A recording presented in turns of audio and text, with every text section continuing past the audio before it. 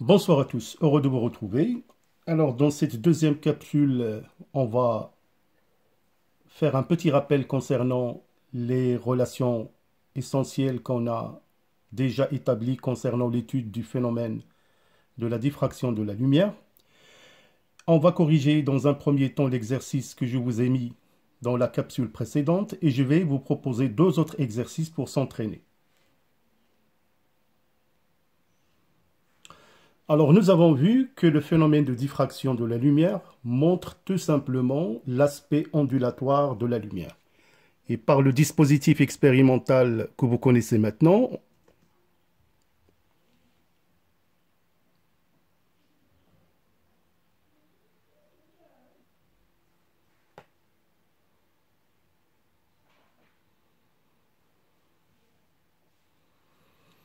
donc l'expérience qui montre la diffraction de la lumière, donc comme vous pouvez le remarquer, la tache centrale de largeur L.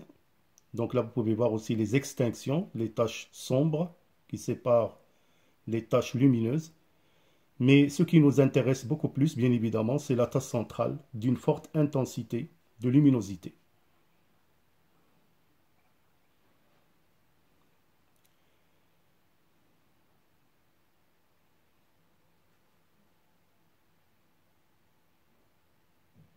Donc la tache centrale de largeur L, les taches de côté L sur 2. Donc bien sûr, soit on peut mesurer ça par une règle.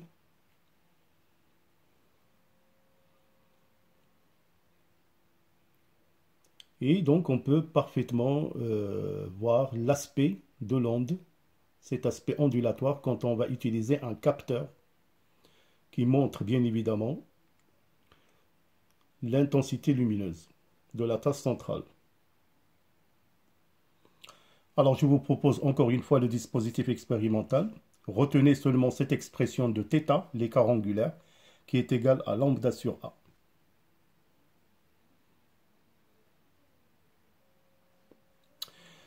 Et là, encore une fois, voilà les relations que nous allons utiliser dans les exercices que je vais vous proposer juste après.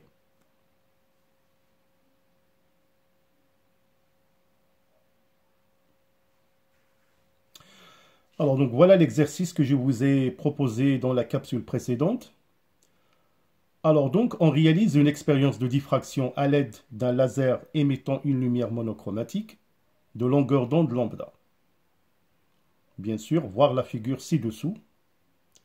Alors nous allons un fil de diamètre petit a, un écran qui est situé à une distance grande d, la tâche centrale de largeur L, on donne d égale 1 mètre,60. Alors les questions. Question numéro 1. Notez que θ, l'écart angulaire, est petit.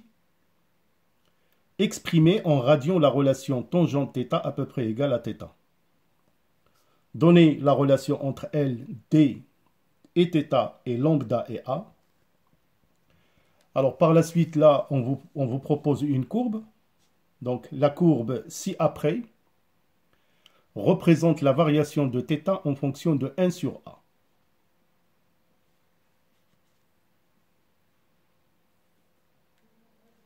Alors question 2, 1, déterminer lambda, la longueur d'onde en exploitant la figure 2. Question 2.2, en utilisant la figure 2, précisez parmi les valeurs de longueur d'onde proposées ci-dessous, quelle est celle de la lumière utilisée. Donc choisissez donc la valeur convenable. Question numéro 3. Alors là, on réalise une deuxième expérience avec une lumière blanche. On observe sur l'écran des franges irisées. Alors question, expliquez l'aspect irisé de la figure observée. Alors encore une fois, pour ceux qui n'ont pas encore vu cet exercice, essayez de le faire. Alors je vous donne une vingtaine de minutes, entre 15 et 20 minutes. Est-ce que vous êtes capable de gagner le maximum de points?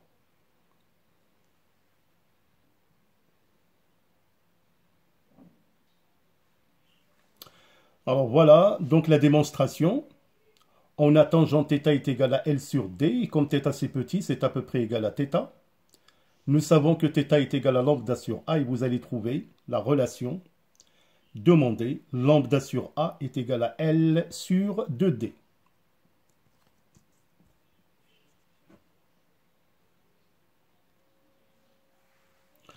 Alors, pour la question 2, on nous demande de déterminer la longueur d'onde tout en exploitant, bien évidemment, le graphe.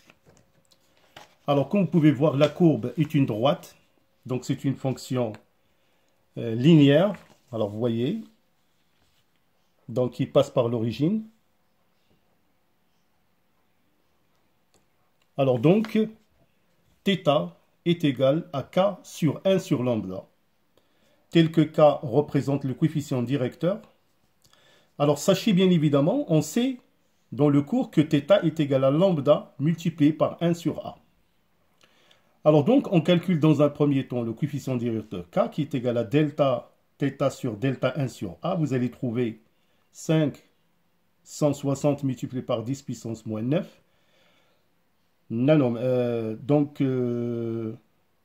qui est égal, K est égal à 560 nanomètres. Un nanomètre est égal 10 puissance moins 9 mètres.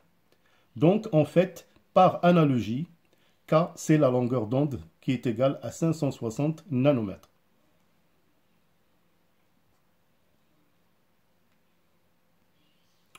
Voilà, donc la lumière utilisée a une longueur d'onde, lambda est égal à 560 nanomètres. Alors pour la question numéro 3, donc là, on a réalisé une deuxième expérience avec une lumière blanche.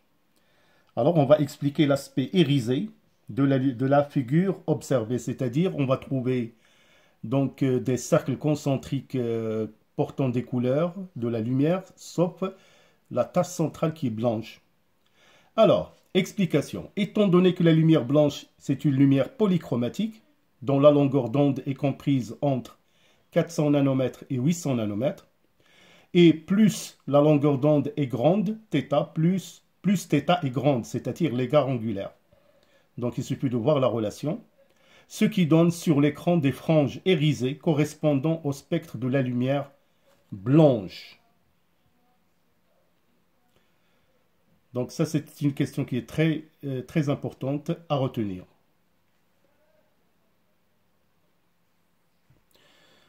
Alors donc, je crois qu'il est temps de se joindre à nous, à notre groupe de l'excellence, groupe de la mention. Et encore une fois, vous avez ce pack BIOF pour les baccalauréats en français, en mathématiques, physique, chimie et SVT. Pour toute information et inscription, contactez le numéro WhatsApp présent devant vous et vous avez vraiment des prix raisonnables. Contactez le prof Fardari. Alors maintenant, je vais vous proposer deux exercices que nous allons bien évidemment corriger avec le groupe, mais essayez pour améliorer vos compétences. Alors là, vous avez le premier exercice. Je vous laisse bien évidemment le soin de lire par vous-même, de le lire attentivement.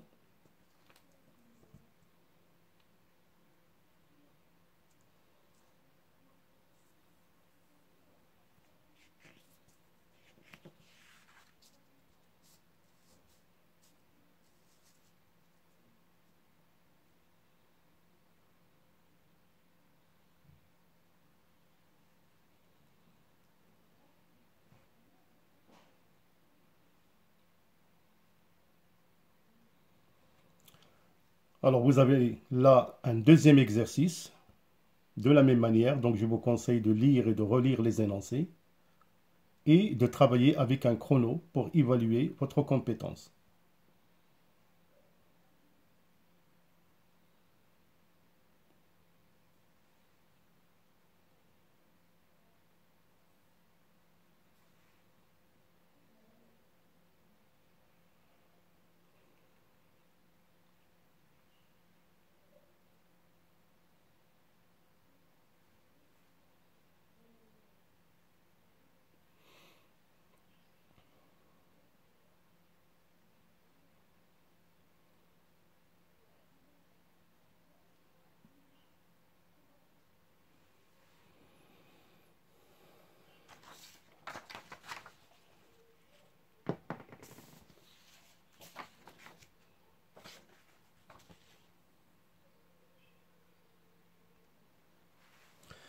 Alors, donc, si vous voulez surmonter les difficultés en physique-chimie, vous avez qu'une seule possibilité, comprendre le cours et faire beaucoup d'exercices tout en évaluant vos compétences avec un chrono, le temps.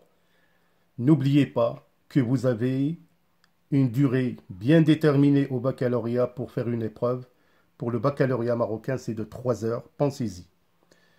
Alors là, voilà, vous avez votre bac. Ne tardez pas. Votre bac avec mention, vous le méritez. Tant que vous travaillez en permanence. Alors, je vous donne rendez-vous dans la capsule prochaine où on va étudier le phénomène de la dispersion de la lumière. D'ici là, portez-vous bien. À bientôt.